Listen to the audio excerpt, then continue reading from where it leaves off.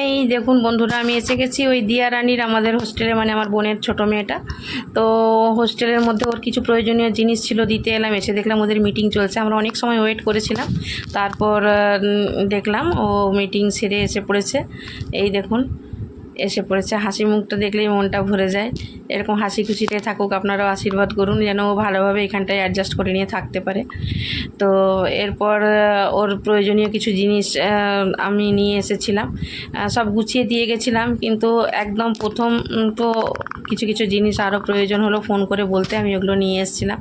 ওর হাতে ওগুলো দিয়ে দিয়েছি, ও নিয়ে যাচ্ছে, কিন্তু আমিও যাচ্ছি ওর পিছনে, কারণ কি ওকে ছেড়ে যেতে ইচ্ছেই হচ্ছে না। মনে হচ্ছে যতটুকু সময় থাকতে পারি ততটুকুই ভালো লাগছে, কিন্তু এখানে তো বেশি সময় থাকতেও দেবে না।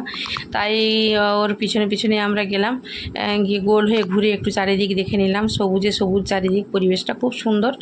আর ওখানে মানে মেন সমস্যা যেটা হচ্ছে ওদের এখন, যারা সিনিয়র আছে, মানে সিনিয়র ঠিক বলবো না, ওরা একটু সমস্যা করছে। যারা ক্লাস 5 থেকে হোস্টেলের মধ্যে আছে, ওদের যেন একটু জোর বেশি, ওরা যেন একটু কথা শোনানো, এরকম কিছু একটা চলছে। ওই জন্যই মিটিং হচ্ছিল ওদের। তো সব কিছু মিটে গেছে ভালোভাবে, সব জিনিস বুঝিয়ে দিলাম। আর এরপর আমাদের ফিরতে হবে, গেটের সামনে এসে গেছি, আর ওকে যেতে হবে ওর রুমে। আপনারা সকলেই সত্যি আশীর্বাদ করুন যেন ও ভালোভাবে এখানটাতে থাকতে পারে, এরকম হাসি মনটা মুখটা নিয়ে যেন থাকে এখানে ভালোভাবে। ছেড়ে আসতে ইচ্ছে হচ্ছে না, তাও তো আসতে হবেই। প্রায় বিকেল 5:30 বাজে এখন। আমরা ফিরে এলাম বাড়ি।